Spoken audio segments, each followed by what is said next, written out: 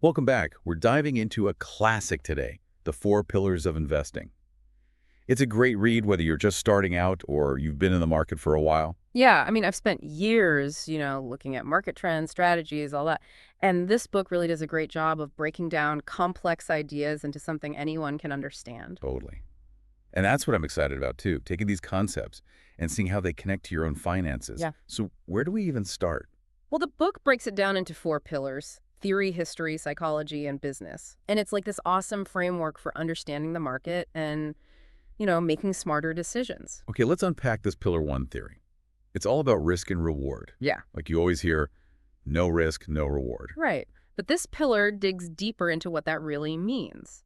Basically, higher potential returns always mean higher risk. So like if some broker's promising you a sure thing, some stock that's going to skyrocket. Exactly. If they actually knew that, wouldn't they just be, chilling on a beach somewhere, enjoying the profits, not telling you about it?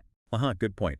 And think about it, a market that doubles quickly could just as easily lose half its value. So diversification's key, not putting all your eggs in one basket. And we'll get into portfolio theory later, which is all about practical ways to diversify. But here's something that blew my mind. The book says finance isn't a hard science like physics. It's more like a social science. What does that even mean? It means it's driven by people, how we act and react. And that's why similar market conditions can lead to totally different outcomes over time. So knowing financial history can really give you an edge. That makes sense. Okay, so pillar two, history. We're going way back, even centuries, looking at long-term market trends. I'm talking wars, politics, tech advancements, the whole shebang. Yeah, like think about Europe in the 1200s. Interest rates were all over the place because of wars, political chaos. Everything was unstable. So you're saying my investments could tank because of some war happening miles away? Well, back then they could. They had these things called prestity, basically government annuities, and their value totally depended on what was going on in the world. Wow, that really shows how even what seems like a safe investment can lose value. Risk is always there lurking. Right. And, a more recent historical shift that really messed things up was abandoning the gold standard. Yeah, I remember reading about that. It was a big deal for stocks and bonds. Huge. When they ditched the gold standard bondholders, basically people who lend money and get fixed payments, they got screwed because inflation started eating away at their returns. But stockholders actually benefited because companies could just raise their prices along with inflation. Exactly. It took a whole generation for people to figure that out, though. So seeing these historical shifts helps us adapt to how markets change today. Okay, so let's talk stocks and bonds. A bond is basically a loan with a limited return, but stocks, those represent owning part of a company, so potentially unlimited gains. Right. And the book has this crazy visual, a graph of $1 invested in stocks, bonds, and bills from 1901 to 2000. Guess who wins? Stocks by a landslide. But I bet that graph doesn't show the whole roller coaster ride. Right. All the ups and downs of volatility. Nope, it doesn't. And you can simulate a market crash on a computer, but it's not the same as living through the real thing. When the market's booming, everyone feels like a genius long-term investor. But when it crashes, Those stocks suddenly become hot potatoes.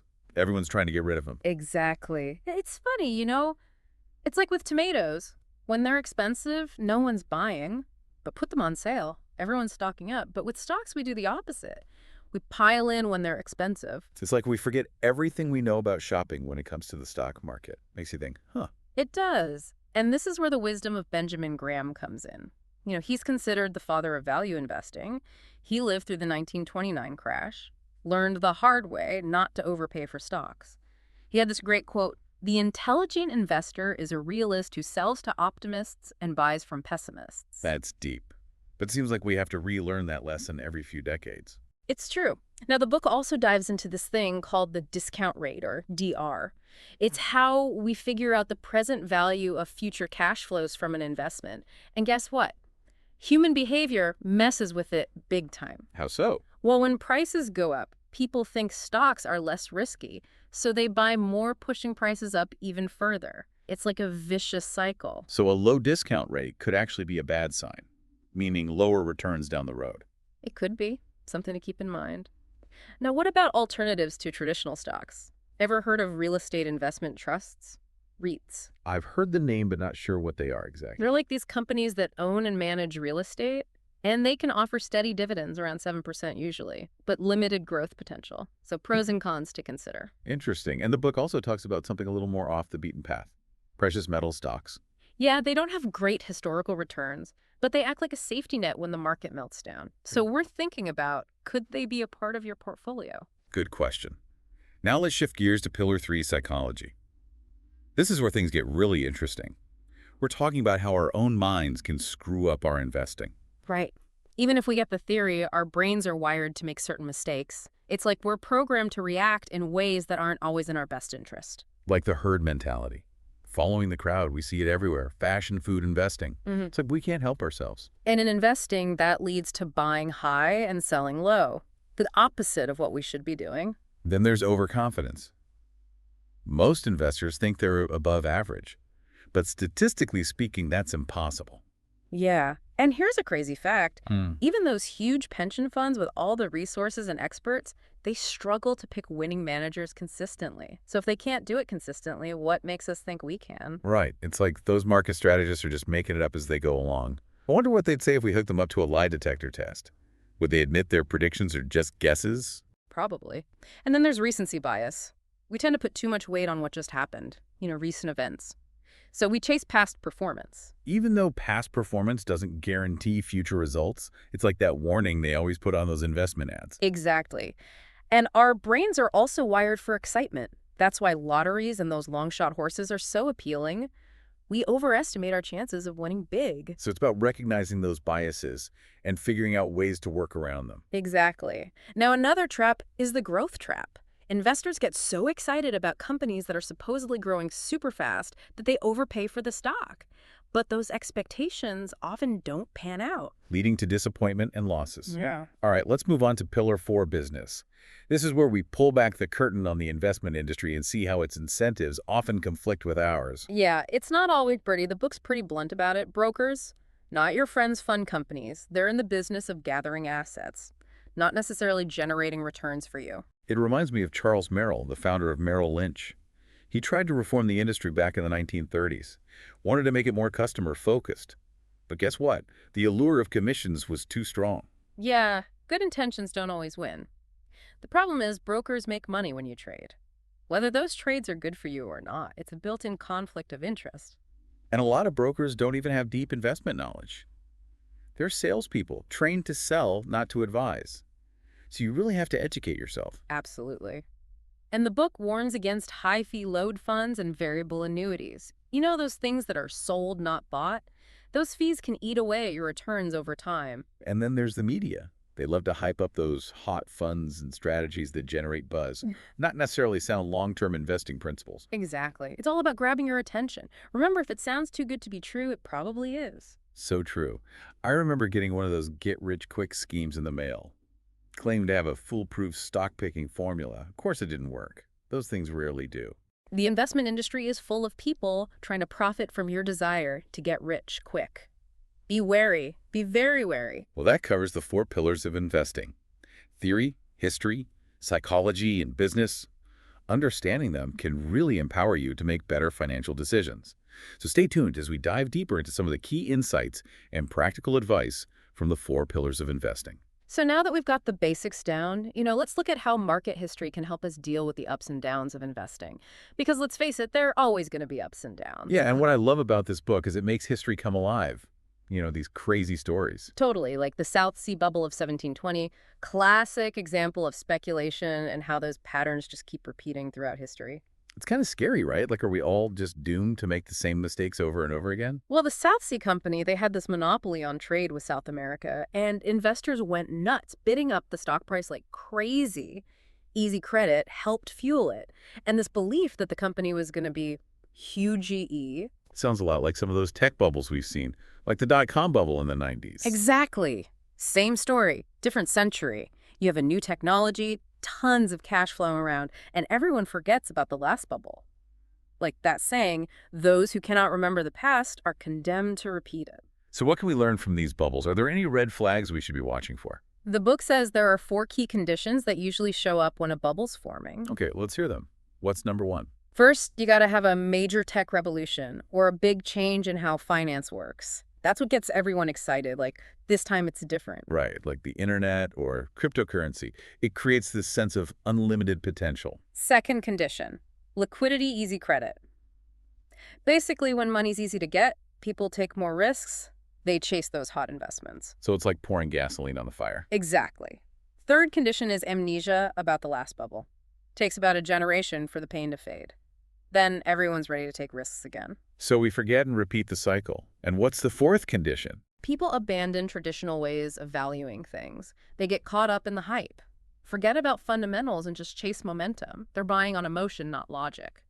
It's like, I know this stock's overpriced, but everyone's buying it, so it must be going higher. Yeah, that's the recipe for disaster. Now, what about market bottoms? You know, when everyone's freaking out, are there patterns there too? That's a great question. Mhm. We talk about bubbles, but what about those times when the market's tanking? Well, the book also talks about those times when stocks are super cheap, but everyone's too scared to buy. It's like the opposite of a bubble. Right. Irrational despair instead of irrational exuberance. Exactly. Like after the 1929 crash, stocks were dirt cheap, practically giving them away. But no one wanted them. It's hard to imagine stocks being seen as a bad thing. But I guess it shows how extreme market sentiment can get. It does. And the key takeaway here is that markets are cyclical. What goes down must come up. So we need that long-term perspective and not get caught up in the short-term craziness. Exactly. Now, how can investors protect themselves from these extremes? Well, first, know your risk tolerance. Meaning, how much can I handle before I freak out, make a bad decision? Yeah, and that can change over time. So check in with yourself regularly. Losing sleep over your portfolio might be time to adjust things. Don't be afraid to make changes as your life changes. Good advice. What else? Diversification. Spread your investments around. Don't put all your eggs in one basket. It reduces the impact if one investment goes bad. The classic advice, right? Right. But it's so important. And don't forget rebalancing. Right. Keeps your portfolio in line with your goals and forces you to buy low, sell high, which is the whole point. Now let's dive into Pillar 3 psychology. How our brains mess with our investing. It's crazy how even the smartest people fall for these mental traps. It's how we're wired, right? We like to think we're rational, but our emotions play a huge role in our decisions. Like the herd mentality, we see a hot stock or sector and we just got to get in on the action, even if it makes no sense. We all want to be part of the in crowd, even if it costs us money. It's human nature. But remember Graham's quote, "The intelligent investor sells to optimists and buys from pessimists." Stay grounded. Don't get swept up in the hype. Easier said than done sometimes. True. And then there's overconfidence, thinking we're better than we are, underestimating the role of luck. I'm thinking we can beat the casino every time. Yeah, those odds are not in your favor. And then there's recency bias. We put too much weight on what just happened, so we chase past performance or panic and sell during a dip, even if it's temporary. It's all about perspective. Right, exactly. And we can't ignore the emotional side of investing. Fear and greed can really mess things up. When the market's soaring, we get greedy, think it'll last forever. And when it crashes, we get scared. Sell everything and lock in our losses. It's a roller coaster. The book's big on recognizing these biases and finding ways to deal with them. So how do we do that? How do we keep our cool and make smart decisions? Have a plan and stick to it, no matter what the market's doing. It keeps you disciplined and helps you avoid those emotional decisions. It's like having a roadmap for your money. Keeps you on track. And don't be afraid to get help. A good financial advisor can be a voice of reason when your emotions are running wild. Okay, let's move on to Pillar 4, the business of investing. This is where we see how the industry's incentives don't always match up with ours.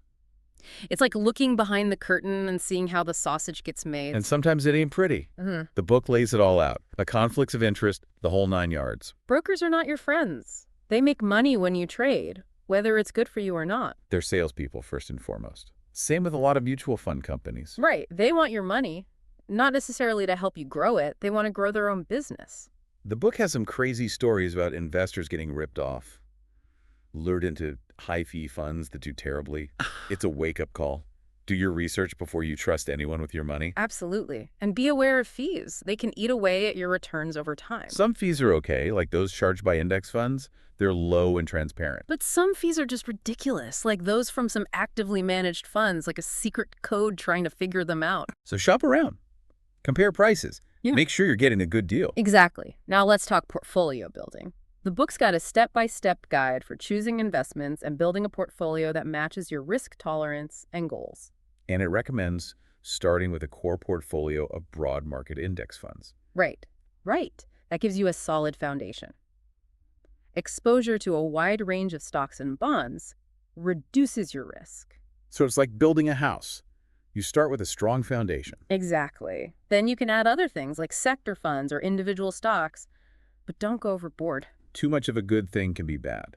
Too much customization can actually hurt your returns. Yep. And don't forget rebalancing. We've talked about that. Keeps your portfolio aligned. Simple but powerful. Yeah. Now, what about staying disciplined and avoiding those common mistakes? Write down your investment plan and stick to it. Having a plan keeps you focused on your goals, less likely to make emotional decisions. Rules of the game. Right, exactly. Do your research, understand the risks and potential rewards before you buy anything. Don't just take someone's word for it. Educate yourself. And don't be afraid to get professional advice. Now, before we wrap up, let's recap the key takeaways from the 4 pillars of investing. It's been a great journey so far, learning about the markets and those timeless principles for financial success. The biggest lesson is risk and reward go hand in hand. No high returns without taking some risk, but you can manage that risk through diversification and rebalancing. Find the right balance for you. And understanding market history is so important. Learning from those past bubbles and crashes so we don't repeat the same mistakes. And let's not forget about psychology. Our emotions can really mess us up. So be aware of those biases and find ways to deal with them. We're not always as rational as we think, and we need to be prepared for those moments when our emotions take over. The book also gives us a reality check about the investment industry. Be aware of those conflicts of interest. Do your research before you trust anyone with your money. Be a savvy consumer. Protect your interests. The 4 pillars of investing gives you the tools to become a smarter, more confident investor. Take control of your financial future and reach your goals. Great stuff. Now let's move on to part 3, where we'll dive even deeper into some practical tips and strategies for investing success. All right, so let's talk about something that really shook things up, the 2007-2009 market crash. Yeah, that was a wild ride. Yeah. It really showed us that even today, risk is still a big deal. Like no matter how much you think you know, watching your savings disappear, it's scary. It is. And even if you understand history, have a diversified portfolio, you can't escape the emotional toll of a crash. Like 2007-2009, it showed how important it is to have a plan and stick to it. The people who panicked and sold at the bottom, they lost big time. But those who held on, or even bought more, they came out ahead. It proves that emotional decisions can really hurt your investing. Fear and greed, they mess with your head. Big time. Yeah. So the book also talks about having enough cash or cash-like investments, to get through tough times. Right. Those super safe assets like treasury bills, money market funds, CDs, they might not have the highest returns, but they give you peace of mind, and you can access them quickly if you need to. So you're not forced to sell your stocks at a loss when things get rough. Exactly. Having that cushion lets you ride out the storm, and maybe even buy some bargains when the market's down. And rebalancing comes in handy here too. Right, absolutely. You sell some of your safer assets and buy more stocks while they're cheap. Buy low, sell high. Classic. Okay, so we've explored the 4 pillars. What are the biggest lessons you'd share with our listeners? Well, first things first, high returns always come with high risk. Don't believe anyone who promises easy money. It's all about understanding risk and being ready for those ups and downs. It's a marathon, not a sprint. Exactly. Second, diversify. Don't put all your eggs in one basket. Spread your investments around stocks, bonds, real estate, even things like precious metals. Don't bet it all on one horse. Right. Third, have a plan and stick to it. It keeps you disciplined, helps you avoid those emotional decisions that can cost you big time. Your roadmap to financial success. And finally, remember, the markets, they're designed to take money from people who don't have a plan or can't stick to one. So do your homework, come up with a strategy, and stay the course. Be patient. Be consistent. And don't be afraid to ask for help. Absolutely. A good financial advisor can be a lifesaver. Okay, so that wraps up our deep dive into the 4 pillars of investing. It's been a fascinating journey learning about the markets and how to invest smarter. I hope everyone listening has gotten as much out of it as we have. Remember, investing is a lifelong process. It's about learning, growing, adapting. So stay curious, stay informed, and most importantly, stay invested in your future.